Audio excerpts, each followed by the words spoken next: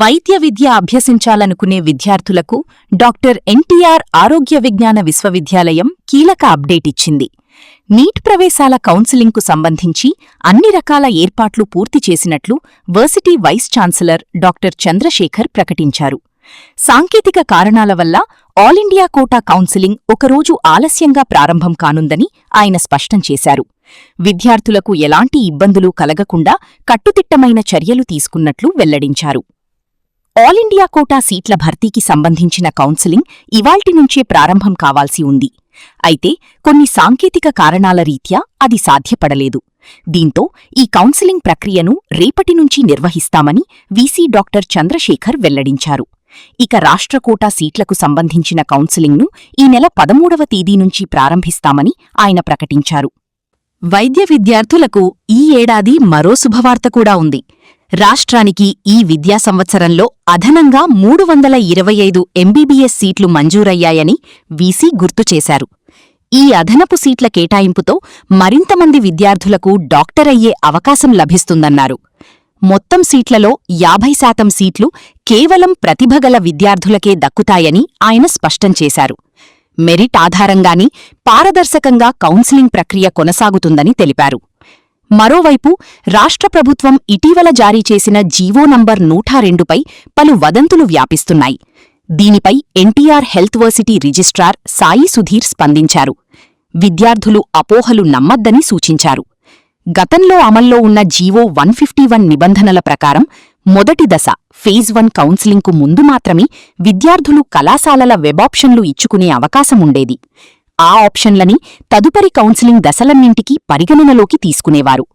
ఒకవేళ ఎవరైనా విద్యార్థి మొదటి దశలో వెబాప్షన్లు నమోదు చేసుకోకపోతే వారికి తదుపరి కౌన్సిలింగ్లలో పాల్గొనే అవకాశముండేది కాదని రిజిస్ట్రార్ తాజాగా ప్రభుత్వం జారీ చేసిన జీవో 102 వల్ల విద్యార్థులకు ఎంతో మేలు జరుగుతుందని సాయి సుధీర్ వివరించారు. కొత్త నిబంధనల ప్రకారం ప్రతి దశ కౌన్సిలింగ్కు ముందు విద్యార్థులు కొత్తగా వెబ్ ఆప్షన్లు నమోదు చేసుకునే అవకాశాన్ని కల్పించినట్లు తెలిపారు. దీనివల్ల అనివార్య కారణాల వల్ల మొదటి దశలో వెబ్ ఆప్షన్లు నమోదు చేయలేకపోయిన అభ్యర్థులు కూడా ఆందోళన చెందాల్సిన అవసరం లేదన్నారు. వారు తదుపరి దశల్లో తమకు నచ్చిన కళాశాలలను ఎంపిక చేసుకుని కౌన్సిలింగ్లో పాల్గొనే వెసులుబాటు ఈ జీవో కల్పిస్తోందని ఆయన స్పష్టం చేశారు. First round, second round, third round ఇది ఉంటాయండి. మామూలుగా మనకు నేషనల్ లెవెల్లో 4th నుంచి స్టార్ట్ కావాలి. 4th నుంచి స్టార్ట్ అవుతుంది. మన స్టేట్ అంటే మామూలుగా మనకు selected candidates almost 20 lakhs people they have appeared for the examination. 11 lakhs qualify అయినారు. దాంట్లో ఫస్ట్ 50 ర్యాంక్స్ మనము ఇవ్వడం జరిగింది. సో ముఖ్యంగా ఒక 100 to 200 ర్యాంక్ స్టూడెంట్స్ వాళ్ళు మామూలుగా ఆల్ ఇండియా కోటాకు వెళ్తారు. సో రిమైనింగ్ పీపుల్ అంతా కూడా మామూలుగా మన స్టేట్ కౌన్సిలింగ్ 13th నుంచి స్టార్ట్ అవుతుంది. ఆగస్ట్ 13th నుంచి. తర్వాత వీళ్ళకు commence of the classes almost commencement is 8th September నుంచి మనము ఈ క్లాసెస్ స్టార్ట్ చేసాం అన్ని మెడికల్ కాలేజెస్ కూడా. సో ముందు మెడికల్, తర్వాత డెంటల్ ఇవన్నీ కూడా స్టార్ట్ అవుతాయి. So I'm happy that the schedule has come. Last year compare చేస్తే మనకు ఆల్మోస్ట్ 325 మెడికల్ సీట్స్ పెరిగాయి. సో దానివల్ల విద్యార్థులకు, ప్రజలకు, మెరిట్ స్టూడెంట్స్కు ముఖ్యంగా కన్వీనర్ కోటాలో మనం ఇచ్చేస్తుంది. 2025 సంవత్సరంలో కొంతమంది విద్యార్థులు మనకు హానరబుల్ హైకోర్టు ఆఫ్ ఆంధ్రప్రదేశ్ని అప్రోచ్ అయ్యారు. సో హైకోర్టులో వాళ్ళు ఏమంటే మాకు నచ్చిన కాలేజీలు మాత్రమే మేము ఎంచుకోవడం జరిగింది, అన్ని కాలేజీలు మేము ఆప్షన్ పెట్టలేదని ఒక కారణం చూపిస్తూ మాకు అడ్మిషన్ ఇవ్వలేదని కోర్టును అప్రోచ్ అయ్యారు.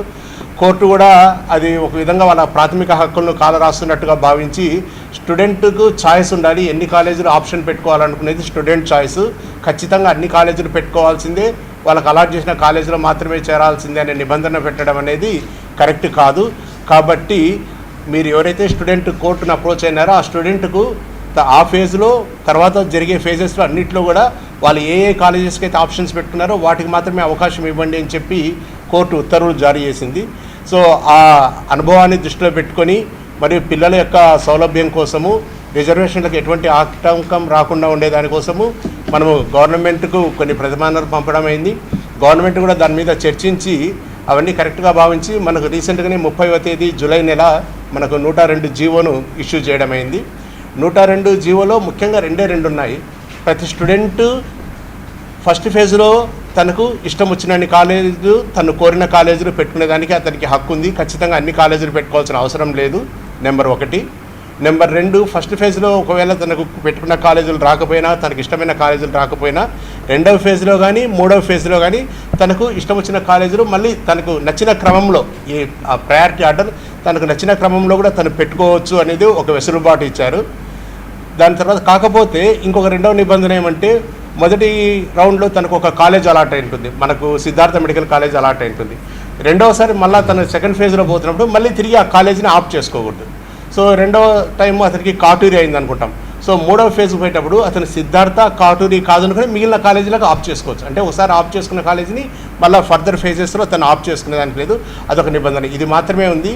దీనివల్ల రిజర్వేషన్లో ఉండే బీసీ, ఎస్సీ, ఎస్టీ, ఎవరికి మైనారిటీ ఎవరికి కూడా దీంట్లో ఎటువంటి ఆటంకం లేదు.